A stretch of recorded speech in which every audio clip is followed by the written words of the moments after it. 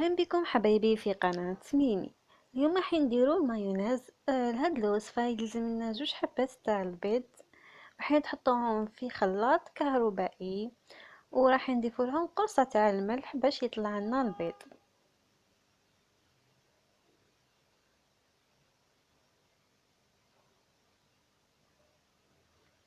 بعد ما يولي الخليط ابيض راح نضيفو له كاس كبير تاع الزيت. ملاحظة فقط انه اذا كان عندكم البيض كبير يعني يقدر يديلكم اكثر من كاس تاع زيت. راح نضيفوه تدريجيا حتى يتماسك لنا الخليط يولي ثقيل.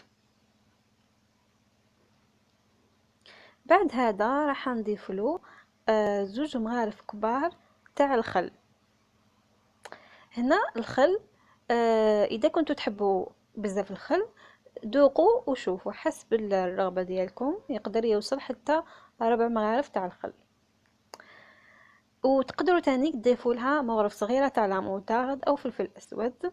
راكم تشوفوا هنا كيفاش جا المايونيز ديالنا، درتو في بلاره. نتمنى هذه الوصفه تعجبكم ان شاء الله، ونقول لكم تهلاو بزاف في روحتكم وسلام.